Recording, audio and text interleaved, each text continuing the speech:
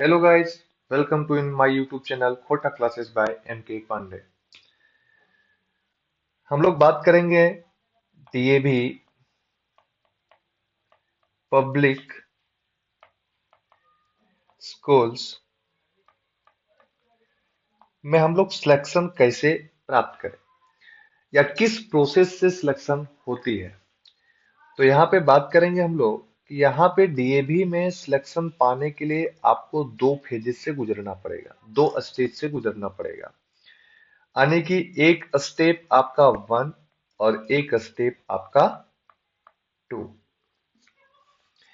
Step one में अगर हम लोग बात करते हैं तो यहाँ पे स्टेप वन में आपका रिटेन टेस्ट होगा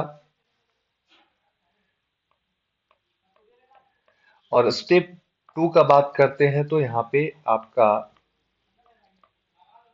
इंटरव्यू होगा। देखिए यहाँ पे रिटेन टेस्ट जो होता है उसमें हम लोग यहाँ पे लोग कंफ्यूजन में रहते हैं कि क्या पढ़ें और कैसे पढ़ें, जो कि हमारा रिटेन टेस्ट जो है आसानी से निकल जाए। तो रिटेन टेस्ट के लिए आपको करना क्या है? तो करना कुछ नहीं है, आपको तीन चीजों पे ध्यान देना है। सबसे पहला चीज है सीए, यानी कि जिसको हम लोग करेंट अफेयर्स कहते हैं। और दूसरा चीज है आपका, दूसरा चीज है इंग्लिश, जिसमें आपको ग्रामर,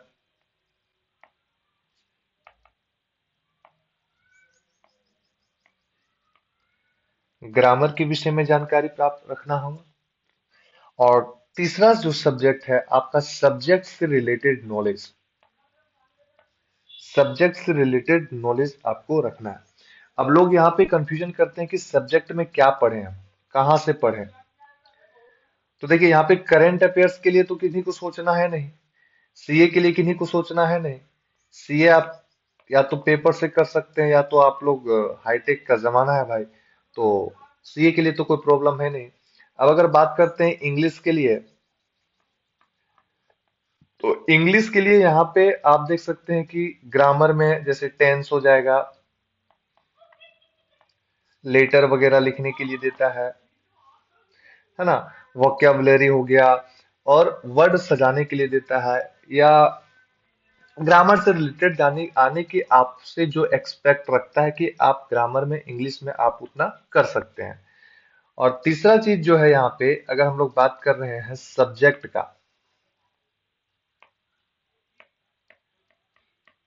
सब्जेक्ट का, तो आप देखिए कि यहां से क्वेश्चन कैसे आता है। तो देखिए क्वेश्चन का जो पैटर्न रहेगा वो दो प्रकार का क्वेश्चन पूछ सकता है, यानी कि आपसे एमसीक्यू क्वेश्चन भी पूछेगा और आपका सब्जेक्टिव क्वेश्चन भी पूछेगा।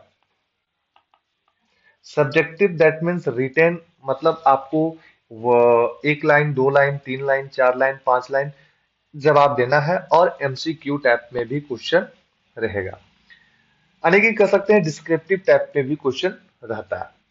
अब सब्जेक्टिव का बात करते हैं तो सब्जेक्ट में आपको, अगर आप टीजीटी के लिए अप्लाई कर रहे हैं या पीजीटी के लिए अप्लाई कर रहे हैं, अगर आप टीजीटी के लिए अप्लाई कर रहे हैं तो आपको, अगर आप साइंस है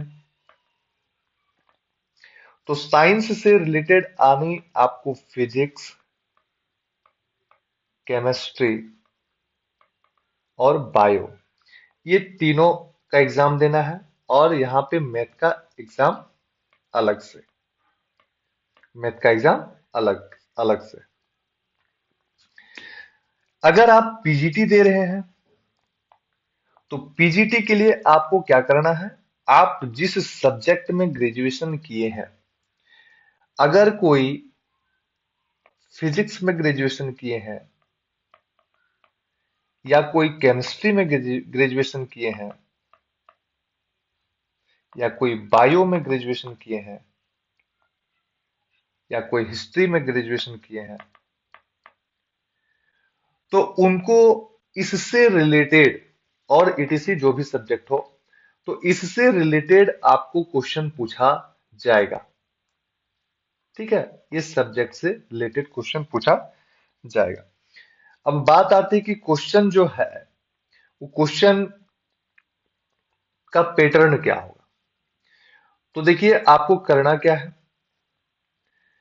सबसे बढ़िया बुक जो होती है कि क्या पढ़ें, तो एनसीईआरटी से बढ़िया कोई बुक नहीं है। और एनसीईआरटी की बुक आप 6 to 12 तक आप स्टडी कर सकते हैं, रीडिंग डाल सकते हैं। अब देखिए इससे फायदा क्या होगा कि इससे आपको एमसीक्यू का क्वेश्चन भी सॉल्व हो जाएगा, और आपका जो रिटेन एग्जाम है, डिस्क्रिप्टिव एग्जाम है, रिटेन एग्जाम है आपके अपने सब्जेक्ट में, तो वो भी सॉल्व हो जाएगा। आने की एक मेहनत से, आने की एक तीर से दो निशान लग जाएंगे। अब अगर हम लोग बात करें इसके बाद का प्रोसेस है आपका, यहाँ पे अगर वहां तक आप क्वालिफाई करते हैं उसके बाद आप पहुंचते हैं दूसरा स्टेज में, और वो स्टेज है इंटरव्यू का। यहाँ पे आप क्वालिफाई करते हैं, इंटरव्यू क्वालिफाई करते हैं, तो आपका सिलेक्शन पक्का समझे। अब देखिए एक बात और हम लोग करते हैं कि पीआरटी के लिए क्या पढ़ें। पीआरटी के लिए क्या कर पढ़ें, तो पीआरटी के लिए आपको 1 to 5 का 1 to 5 का एनसीईआरटी बुक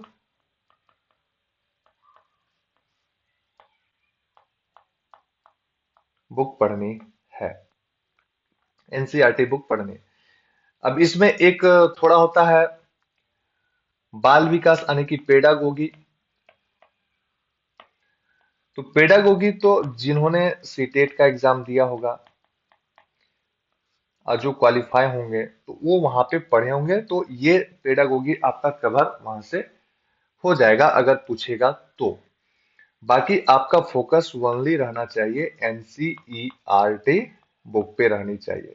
करंट अफेयर के लिए सोचना नहीं है, अगर कोई न्यूज़पेपर डेली पढ़ रहे हैं तो उससे करंट अफेयर हो जाएगा। इंग्लिश के लिए आपका आपके आपसे एक्सपेक्ट रखता है कि आप इंग्लिश में उतना नॉलेज रखते हैं, टेंस वगैरह जानते हैं, सेंटेंस बना लेंगे, लेटर लिख लेंगे, और आप अपने सब्जेक्ट में पकड़ बनाइए। छठा से लेके 12वां तक का किताब पढ़िए, एनसीईआरटी बेस्ट बुक है।